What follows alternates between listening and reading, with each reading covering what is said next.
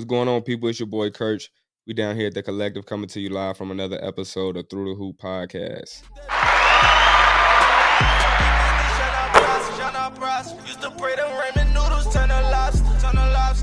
Today's episode, man, I got a great guest here with me. Big Dre, Big Andre Washington, man. Straight out of Rocky Mount, man. Yes, sir. Yes, sir. I know what's going on, man. Rocky Mount. How you doing today, man? Good, brother. Good, brother, man. Thanks for having me on the show. It's big. It's definitely big for sure. Glad to be here, bro. I appreciate you, man. I appreciate you for coming out here to the Note. I definitely appreciate you coming out here, kicking it with me, talking to me, chopping it up, and doing what we about to do, man. Most definitely. Let's get it. So I appreciate you. But first and foremost, man, I gotta ask, have you been a Giant your whole life?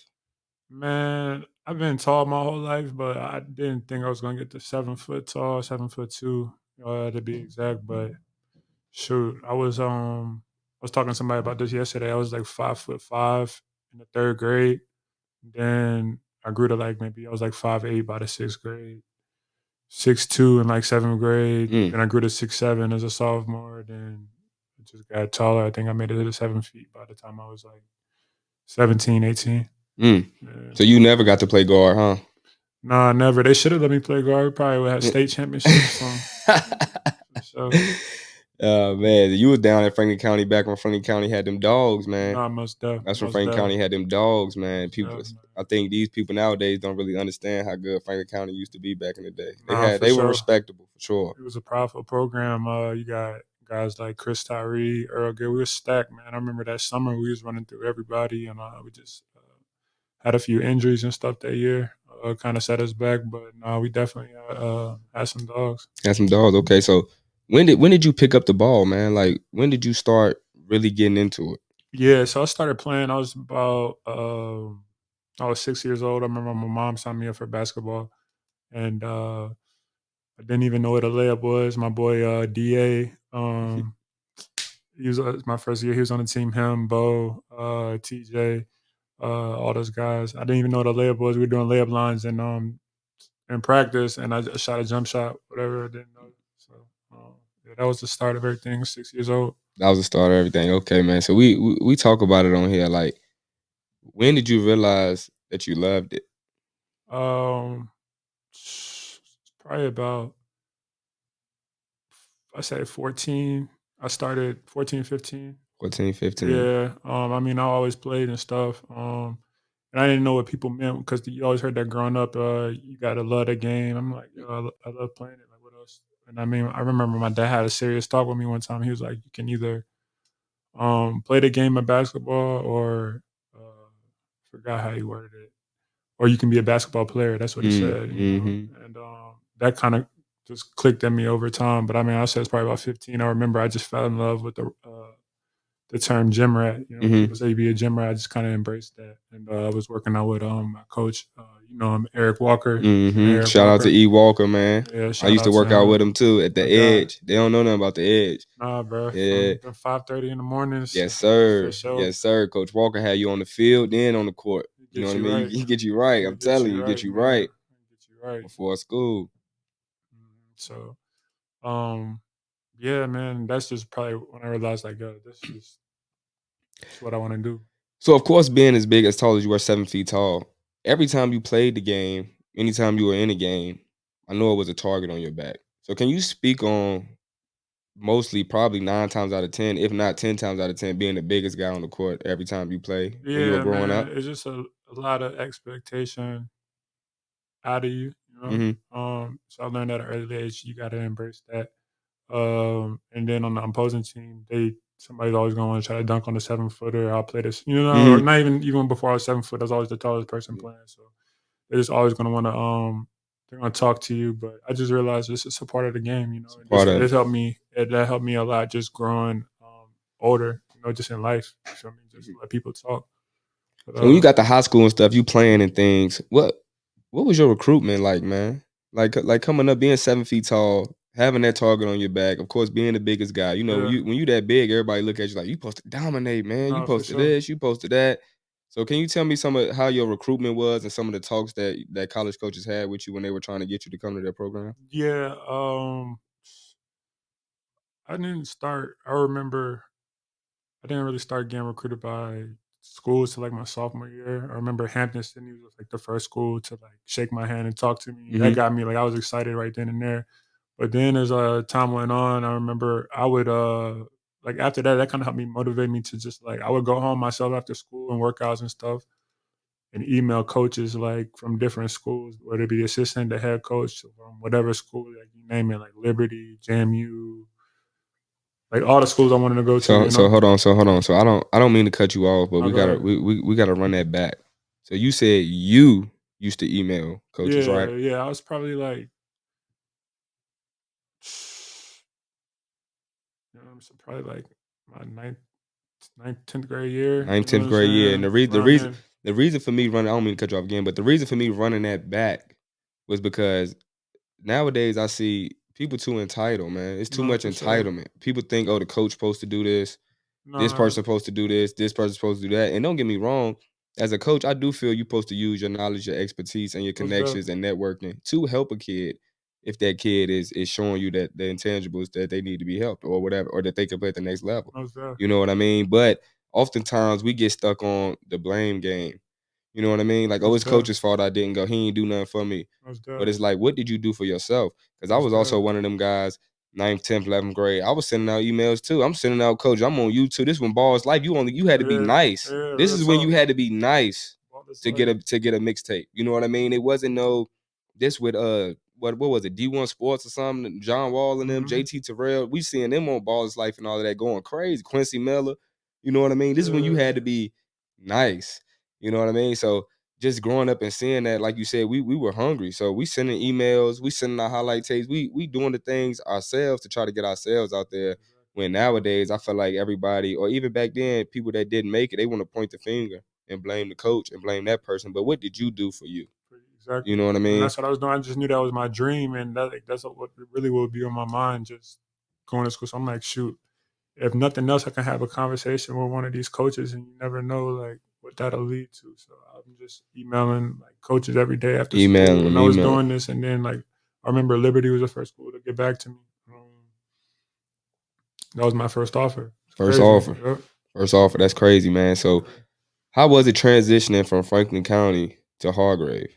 It was tough, especially because I did a year at Roanoke Catholic as well. Mm-hmm. I really liked that school. Like going there, it just fit me. But then when I go to Hargrave, like it was my first time having to stay away from home Yeah, for an extended period of time. Um, and then like you have to, it's a lot of discipline, a lot of stuff. Like so, I mean, that was definitely tough.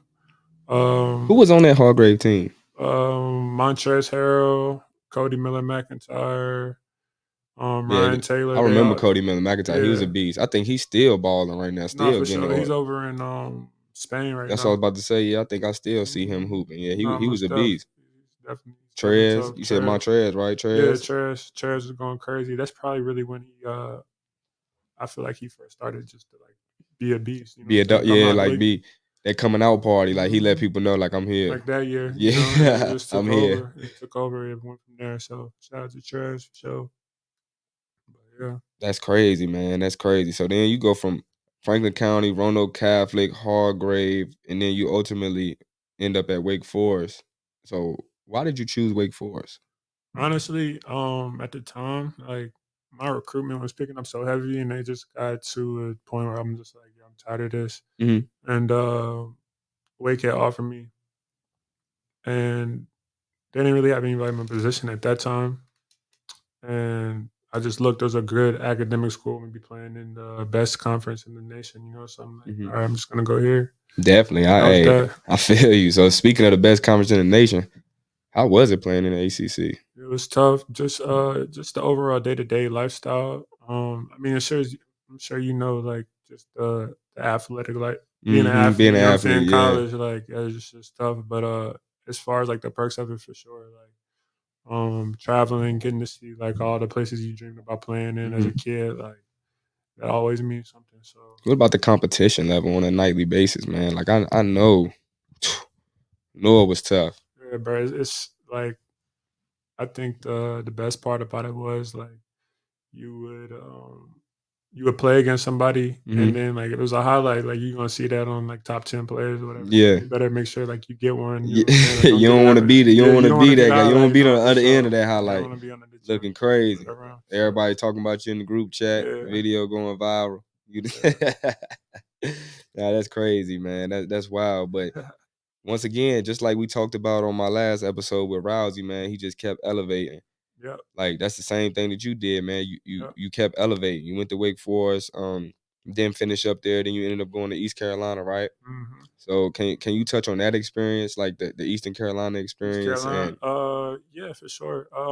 That was different because, like, my role was different. I wasn't from having a smaller role at Wake Forest, to starting playing, like, almost 30 minutes a game every night at East Carolina. A lot more being asked of me, you know, so Mhm. but it was and then the schools was bigger too, so but it was a good experience as well, a really good experience as well. It helped me a lot, it helped me grow. Um, I'm the all-time leading block shots leader there, in That's 1 year, big. so, Yeah. you know, so, That's what's up, yeah, man. it's just a lot of love there for sure. A lot of good people. Good deal. Speaking of that, like I just touched on, you just keep elevating, man. So once your collegiate career is over, how many countries have you played in? How many countries have first of all, let's take it back. How many countries have you traveled to? And how many Uh, countries have you played in? it's too many to name off the top of my head as far as, like, travel to, but, like, I played in, 7 7. different countries. 7 Yeah. different countries, man. You done Mhm. seen all them different coaches. Yep, 5 Di- continents. Um, so, yeah. Speaking of that, man, the game of basketball is taking you places that you probably never even imagined, man. Can you touch on like what that means to you and how grateful you are to be able to not only go out here and see these other different countries and these different cultures and see how people live, Mhm. but also going out there and being able to play the game that you love, do what you love. Most it's special because, you get to see the world and, like, what it really is, not and a lot of people don't get that experience, just to go travel and actually experience different cultures, rather than, learning about them or, like, seeing it on the news where like, Mhm. the interpretation can get mixed up, Mhm. so Mhm. you can actually go there and see them for yourself, you know, see people Firsthand, for yourself, you get know? your own perspective. Yeah, You learn know the what I mean? culture, and then it's just I mean, that's just I think it's just something good to have, like, when I was in France, like, they gave me a tutor that was teaching me French, like, Mhm. you know what I'm saying, the days I Mhm. had off or the days I wanted to, so, that was cool for sure, and then as far as playing the game, like, that just speaks for itself. I just always wanna keep playing the game as long as possible, so, I mean, I'm just always gonna be grateful for that. For sure. For sure. For sure. That's crazy, man. Cause where were you at that time? You called me, FaceTime me one time. I think it looked like you was on a resort. I forgot Oh, where. Yeah, yeah, yeah. What? I think I was in Tunisia for real. Yeah, that Yeah, that that right there, yeah, man. Hey, I was like, yeah, but I need to come catch a game or something, yeah. man. You was living, hey, that view, It was tough, bro. That was my view crazy, every crazy. morning, man. I was on the beach. So what advice would you give not just young kids coming up playing high school ball, Yeah. but people playing college ball, professional ball, to people that's trying to make it overseas or make it professionally, period? Like what advice would you give them? What steps would you give them to take? What type of hurdles do they have to jump to be able to ultimately be a professional basketball player? Yeah, it's a lot. But I mean, it's worth it. I mean, a lot of it just sounds cliche, but just keep God first and work hard, and always make sure you have the right people around you, because that can also, honestly, that's a big part of like determining how far you go, and Mhm, if you don't go nowhere, it's like the people you have around you. Because I've seen, like, I mean, I've experienced it as well. People just drag you down, you know what I'm mhm, saying, to your level, whether they they don't know if they're doing it or not. Like, mhm, so just be around people that just uplift you, and mhm. then want to see you go far. And I think, honestly, that's To probably what's helped me out the having most, the right having the right people right around me. yeah, that's what I was about to say. Having the right Mhm. people around you, man, that goes a long way. Not only in sports, but just in life in general. You know what I Most mean? definitely. Whatever you want to do, like you ain't got the right people around you, man. It's probably not gonna work out for you. Or they lower, like you said, they gonna bring you down, or they gonna be hating, or whatever the case may be. They may be telling you false information just to see you down, or whatever Exactly. the case may be. So I think that is huge. And you right. But we've been talking about all the perks of playing overseas, the views, the seeing the different cultures and different languages and things. And everything has pros and cons. So I remember, if I remember correctly, I remember a story about one time. Didn't you get your car repoed overseas one time? Yeah, that was crazy, bro. That was crazy. Can you That was crazy. can you I remember that. Cause some people they still forget that yeah, you go overseas, but it's still a business, man. But Like yeah, it's man, still some things going on that for sure. Yeah, that you no, you don't yeah. even like So you don't even know, can you but tell them about the story when you woke up and you came outside, you in a different country and you don't see your car? yeah. So I'm walking out my apartment. I'm in Bahrain, and I mean it's a beautiful country. Beautiful. Everything is beautiful. But so I'm walking out of my apartment, and where I park my car usually, like it wasn't there. So I'm like, yo, what happened? Like, am I Yeah. tripping? Maybe did I park it somewhere else? I'm just tripping right now. And then so I go into the next apartment over and go look at the cameras and get the security guard or whoever pull up the cameras for me. And so somebody come and just had repoed it like 30 minutes before. So I'm calling my coaches or whatever, da, da, da, da, da, and they're apologizing to me and everything. But yeah, like it was So just a what crazy story. what did they say? What was the reason? Did they ever tell you the They reason? Like didn't. Yeah, they didn't pay.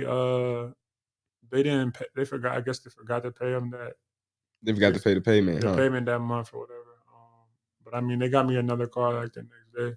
So I mean, it all worked out. Everything was good. But yeah, it's just I kind of freaked out for a minute because I Yeah. didn't know somebody had stole. I didn't know where I was at. Like, and it's already hot. Like Bahrain, like it's like especially around that time when I was over there.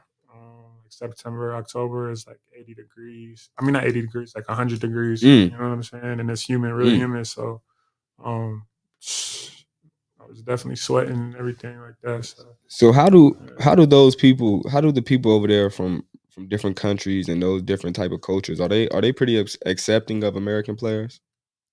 Yeah, but you also got to understand that they also do come from a different culture, so you got to respect that Mhm. too. Like, you can't expect certain things that I could expect from you, or just Americans in general that Mhm. I would expect from them. It's Mhm. different, and you got to just go over there with an open mind and just learn their way of life and just Mhm. adapt to it. You know. For sure. For Mhm. sure. So who is, whether it's college, high school, professionally, doesn't matter what. Who's one of the toughest players that you played against? Matched up against, I should say. Joel Embiid for sure. Joel Embiid. Yeah. How was it? It was when he was what is it? I think it was his freshman year at Kansas. Mhm. So I mean, it was really when he was just starting to bloom, but it was still tough. You Mhm. could tell like he had everything that he needed to make him successful. Mhm. Yeah. Mhm. Joel Embiid, man, that's a great person to play against. So, can you name some of the NBA players that you faced in your career? For sure. I mean, the Plumlee brothers, Miles Mason. Um, who else? Brandon Jennings. Uh, Reggie Bullock. It's a lot. It's a lot. Yeah, it's just a Yeah, that lot. is. Hey, I already know, Donovan man. Mitchell, like was playing against Donovan Mitchell. That's tough. Yeah, it's definitely a lot though. So what's Yeah. next? You still trying to, you still playing, or is it, are you hanging it up, or what's next for Andre Washington? No, for sure, man. So I was just gone 8 months, and I broke my hand. I broke my hand in Australia. So since I got back, it just gave me some time to just think. I've just been taking my time, honestly. Mhm. I've been all over the world and seen so many different beautiful things. So I just right now I'm just taking my time and getting back to where I need to be. Mhm. Getting back to where I need to be and just getting what I won't even say that, getting back to where I need to be, getting what I deserve. Mhm. Getting I what I feel deserve it. more There you so. go. Yeah, so There you go. that's where I'm at right now. But I'm always gonna ball. You feel me? Still gonna ball, of course. But That's a just taking bet, my man. time right Well, now for sure. I definitely appreciate you for coming down here through the hoop, kicking it with me, No man, stress, chopping it man. up with me, Appreciate you man. having me. But before we get out of here, though, we gotta have some debate, some discussion, some topics, right quick. I want to know. Let's get it. I'm interested. Who is the greatest player of all time? Besides me, besides me, Besides you, no, for who is the sure. greatest? I have to. Who is the greatest player of all time? You can't go against. I'm always gonna say Jordan.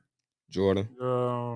I agree. No, for sure. Just because he got once he started getting it, he never stopped, and then you got to take in point that he took a year off of basketball, came back and won 3 more rings. Yeah, whenever you win 3 straight, you take some time off. Like, I gotta get my mind right. I done won too much. I know I got personal things going on. Gotta get my mind together. May go swing this bat, and then pick it back up and win 3 more. Yeah, like he was taking some time You the off, GOAT. letting them play, have it out, letting somebody else have a turn at it, and then he came back and then he just did it came again. back. So that's what I say. But I read something the other day that somebody said, and I actually agree. I think they said that Michael Jordan, the greatest player of all time, but LeBron James had the greatest career of all time. Yeah, and you could say that for sure. I agree. For sure. LeBron's career, I mean, come on. He definitely top 3 for sure. I know for me, I like to kind of break it up in eras. I like, Jordan got his era, Kobe got his era, LeBron got his era. I know people like to argue LeBron and Curry. Like they kind of, but you can't discredit LeBron. Like, don't get me wrong. People argue Kobe and Bron. Yeah, you know what I mean? Just like you can't discredit Kobe. But it's crazy. Not so much good basketball right now. Like you don't even know who's going to take over that next. I feel like back then you knew Bron was going to take meant to be past LeBron. Now it's so many good players out there. You don't know who the torch is going to be passed. And speaking of overseas, there's so many overseas players now, man. It's so many overseas players taking over the league. Most man. They getting MVP every year. Most stuff. You know what I mean? So people sleep on that overseas basketball too. Like they sleep on professional basketball, period, man. Like professional basketball is tough. I don't care where you at, unless you in like a YMCA league overseas or something. Then that's, you know what I mean. You playing against midgets. No, but that's different. You got to learn how to play the game of basketball. You gotta playing with pro. Look, when you run open gyms with pros, and I learned this when I was going through my situation or whatever. When I was still hooping, like I used to hoop with the pros and all of that, man. Like. It's real. It's like a game. Like this not regular pickup. That's why I used to, when I would come home and go to the Y and stuff, I couldn't really like flow with it. You know what I mean? Because like y'all not playing on the level that I'm used to, like with the understanding, like that ball moving, people backdooring, people setting screens, people, you know what I mean? If you're not playing the right way, they're not gonna let you play. First of all, you're not getting on the court if you're not playing the right way or just doing stupid stuff or not good basketball. You know what I mean? So nah, but that professional basketball is definitely tough. I'm not talking about just NBA. I'm talking about overseas, even some leagues over here in the States, man, because now the States trying to come along and make their own leagues and do things like that's definitely what's happening. It's happening. See it trending. You know what I mean? It's trending for sure. People think it's sweet. Like, oh, I can go. Nah, dog. Can't. Nah, dog. It's easy to sit right here and commentate. And then you put on top of that just being away, all the way on the other side of the world and away from your family, away from like when I'm over there or wherever I'm at, if I'm in a different country, I don't really take notice like what's going on in America. You know? It's like, so I just feel kind of numb to everything sometimes. Plus the time difference, like it's a whole lot, man. It may be nighttime over there and it's daytime over here. You know. When I was in Australia, I think we were like 13 and a half hours ahead. Well, in Australia, I be seeing all over the internet like the kangaroos just be out there running up on people, man. So you ever had a kangaroo run up on you out there, man? Nah, they knew not to try me. But, so they did. You definitely see some kangaroos. They actually took us to a petting zoo or whatever. So it had like you go feed the kangaroos, whatever they be running around. Yeah, they got them. They got all them other different exotic spiders and all that out there too. And that's crazy, man. But that's love, man. But. We're going to wrap it up, man. I appreciate you for coming down here on Through the Hoop, kicking it with me, man. And we'll see you next time. We out of here. Tune in. Through the Hoop. Trying to give our people hope. It's so hard when you born in poverty and plus you broke. Either swing or you fold when you're back again.